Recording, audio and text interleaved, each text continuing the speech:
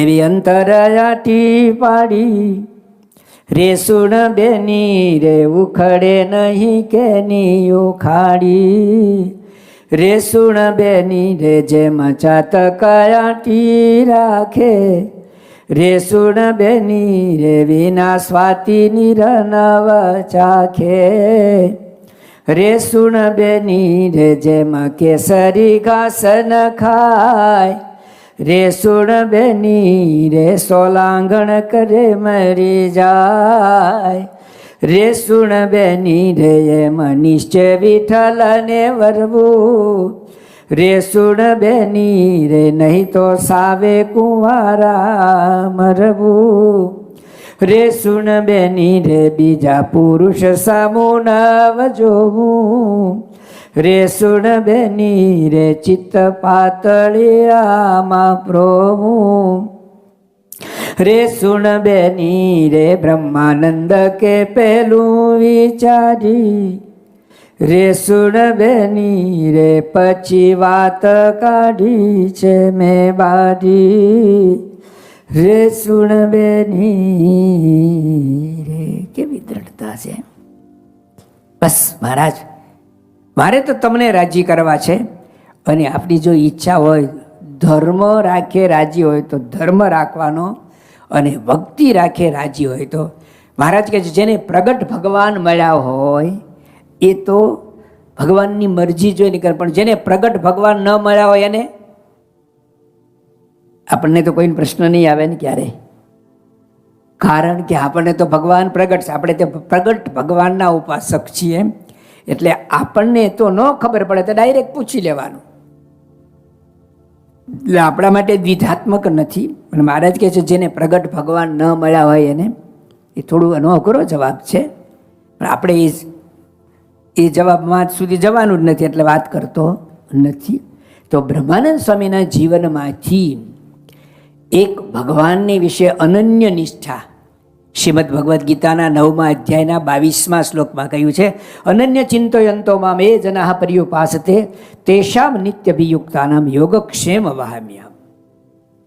જે આવી અનન્ય ભાવે ન અન્ય ઇતિ અનન્ય, એક જ કેવળ એક સ્વામિનારાયણ, હમ તો એક સહજાનંદ ગાવે, એ રીતે બ્રહ્માનંદ સ્વામીએ મહારાજને એ પ્રશ્નનો જવાબ આપ્યો કહેવાય, અને એમની મરજી જોઈ અને મહારાજના નતમસ્તક થયા, બીજું કપડું વધારાનું ન માગ્યું, અને મહારાજને રાજી કર્યા. બ્રહ્માનંદ સ્વામીની મહારાજે એવી અનેક કસોટી કરી. વડતાલની અંદર મંદિર કરવા માટે મોકલ્યા, આખું મંદિર તૈયાર થઈ ગયું ને,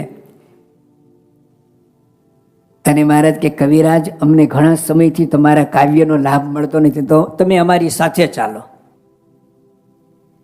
અને મહારાજની સાથે આવ્યા ને થોડાક સમયમાં મહારાજ કે જુનાગઢની અંદર મંદિર કરવું છે, તમે ત્યાં જાઓ. અહીં હું ખોટું હતું, એવું જ જો કીધું હોત કે એક મંદિર તમે બાંધ્યું, હવે બીજું મંદિર બાંધવા જાઓ. એવી ઘણી પરીક્ષાઓ કરી છે, અને મહારાજના અંત અવસ્થાની જે પરીક્ષા કરી છે, સમય નથી એટલે પ્રસંગ નથી કહેતો, પણ એવું તો કોઈથી ન થાય. બ્રહ્માનંદ સ્વામીએ ત્યાં પણ મધ્યના ચોથા વચનામૃતનો જવાબ, ભગવાનની પ્રસન્નતા, એમની મરજી શું છે, મરજી જોઈએ મહારાજના મનની એમ રહીએ આઠું જામ, જેન ગમે જગદીશને જાણો તેનું ન પૂછીએ નામ રે સંતો કરીએ રાજી ઘનશ્યામ. બ્રહ્માનંદ સ્વામીના જીવનમાંથી ભગવાન પ્રત્યક્ષ હોય ત્યારે એને રાજી કેવી રીતે કરવા એ રીત આપણને આવડે. આજે બીજા સંતનો જન્મ દિવસ છે નિષ્કુળાનંદ સ્વામીનો.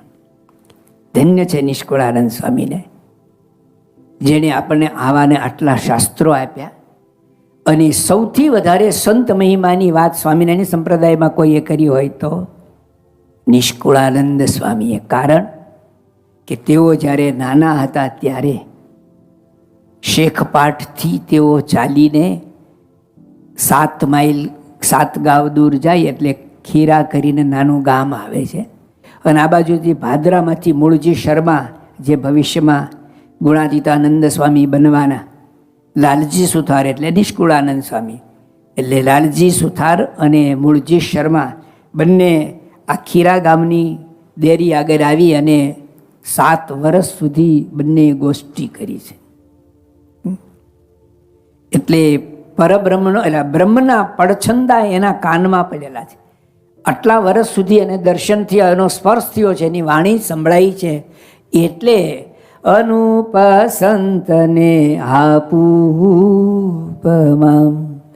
એવું નથી જો એક એવું એ નથી જો એ જોઈ જોઈ જોજું મેં જીવમાં કરી ઊંડો વિવેક કરી ઊંડો વિવેક હે અનુપસંતને આપુપમા. અપરંપાર સંતનો મહિમા લખ્યો. ભક્ત ચિંતામણી ગ્રંથ ભગવાનના લીલા ચરિત્રનો ગ્રંથ છે, પણ એનું મંગળાચરણ સંત મહિમાથી કહ્યું. સંત કૃપાથી સુખ ઉપજે, સંત કૃપાથી સદગુણ, સંત કૃપા વિના સાધુતા કહોને પામ્યા કુણ. પછી લખે હે કામ દુઘા કલ્પતરુ પારસ ચિંતામણી ચાર, સંત સમાન કે નહીં મેં મનમાં કર્યો વિચાર, અલ્પ સુખ એમાં રહ્યું મળી ટળી જાય તે હ, સંત સેવે સુખ ઉપજે રહે અખંડ અટળ એ. સંત માનજો મારી મૂર્તિ એ નિષ્કુળાનંદ સ્વામીએ લખ્યું છે. સંત તે સ્વયં હરી આપ ટળી મળ્યા ભગવાનમાં, જેના આપમાં હરિનો વ્યાપ, સંત તે સ્વયં હરી. સ્વામિનારાયણ ભગવાનની ઈચ્છા મુજબ, એના સિદ્ધાંત મુજબ એને સંતનો મહિમા લખ્યો અને એના લક્ષણો પણ બતાવ્યા કે આવા હોય એને સંત કહેવાય. 64 પદી આખી લખી. કોઈને ભૂલ થાય જ નહીં. એકવાર વાંચે ને તો એને ખબર પડે કે આ સંત કહેવાય, આ અસંત કહેવાય, કોનો સંગ કરવો કોનો ન કરવો. તો આજના દિવસે વૈરાગ્ય મૂર્તિ નિષ્કુળાનંદ સ્વામી એનું ટાઇટલ છે, એની આગળ લાગે વૈરાગ્યની મૂર્તિ. ભગવાનની સાથે જેને આવો સ્નેહ હોય ને, વૈરાગ્યમ જ્ઞેયમ અપ્રીતિ શ્રી કૃષ્ણેતર વસ્તુ છું. ભગવાન સ્વામિનારાયણ લખે છે ભગવાન વિના અન્ય કોઈને વિશે પ્રીતિ નહીં, એને વૈરાગ્ય કહેવાય.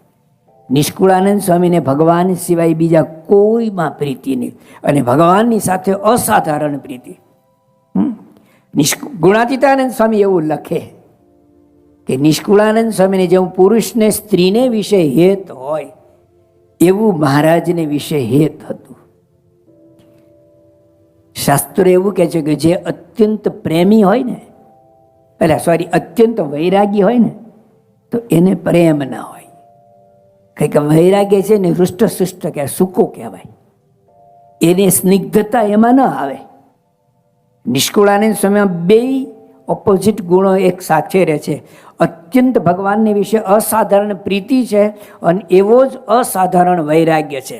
એની વાતે વાતમાં વૈરાગ્ય. વૈરાગ્ય વિના વિષય સુખનો અંતરે ન થાય ભાવ, નિષ્કુળાનંદ નિરવેદ વિના રૂજે નહીં વિષયના ઘાવ. મહારાજ છેલ્લાનું 14-15 વચનામૃત પાટો ગોઠ્યાનું એમાં કહે છે ને કે પંચવિષયના ઘા વાગ્યા હોય ને, જ્યાં સુધી ઘા રૂજાય નહીં ત્યાં સુધી એને સુવાણ થાય નહીં. એ પંચવિષયના ઘા શેનાથી રૂજાય? વૈરાગ્યથી. વૈરાગ્ય વિના વિષય સુખનો અંતરે ન થાય અભાવ.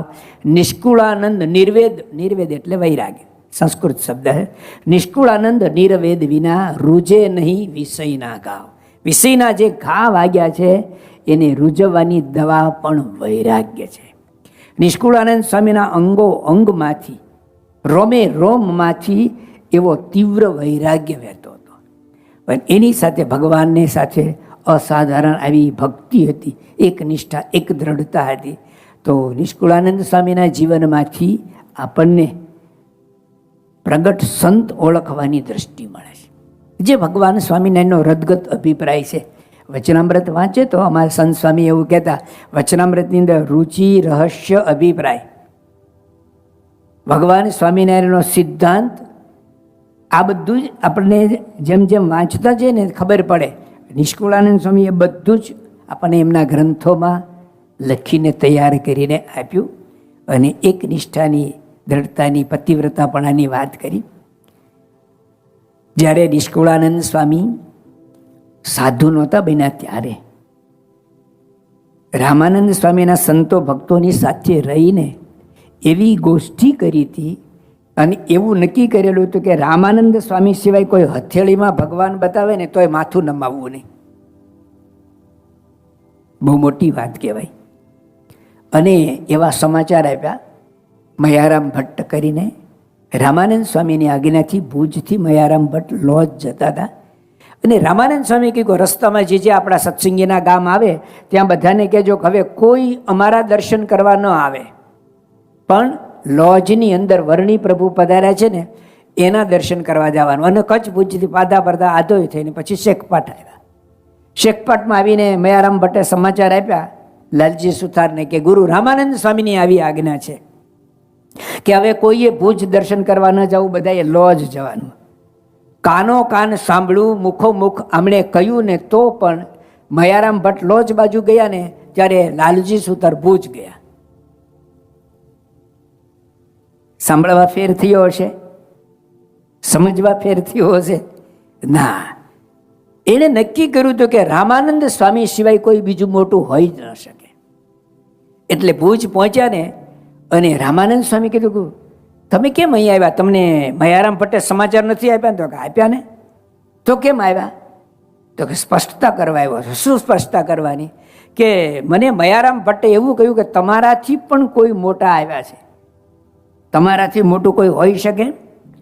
મોટા તો વળી કેવા મોટા? કહે લાલજી મોટા એ કેવા, દત્તાત્રેય કે ઋષભદેવ જેવા, કે શું છે રામચંદ્ર સમાન, રામાનંદ કહે સુણ કાન, જેમ કૃષ્ણ મોટા સર્વેથી વળી. આ એટલે કે લોજમાં આવ્યા એ આ પણ મોટા છે એથી સર્વે અવતારના અવતારી, ઘણું શું કહીએ વિસ્તારી.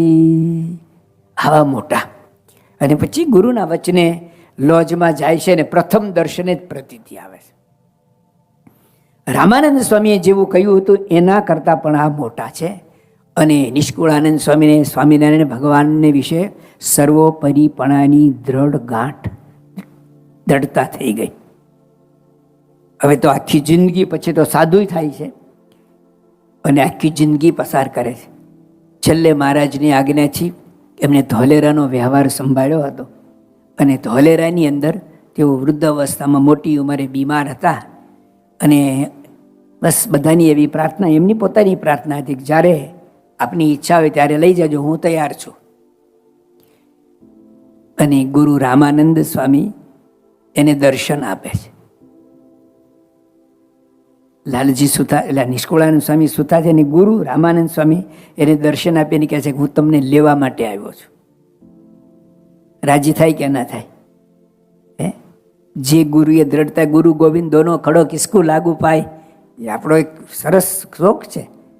અહીંયા નિષ્કુળાનંદ સ્વામી રામાનંદ સ્વામી આવ્યા, એના દર્શન કરે છે, પણ કહે છે કે સ્વામી હું તમારી સાથે નહીં આવું. તમે આવ્યા છો તો મારું સારું થયું, તમારા દર્શનથી આવી, પણ મને લેવા તો સ્વામિનારાયણ ભગવાન આવશે ત્યારે હું આવીશ. તો હું ખાલી જાઉં? હું તો તમને લેવા માટે જ આવ્યો છું.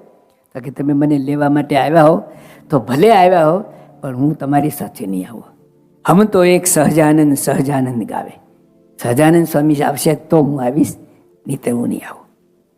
પછી તો રામાનંદ સ્વામી મંદિરનો એક બળદ હતો, એ બીમાર હતો ને, એ જીવને લઈ જાય છે. આ ટેક છે ભાઈ. અને મહારાજ આવ્યા, એને લઈ ગયા.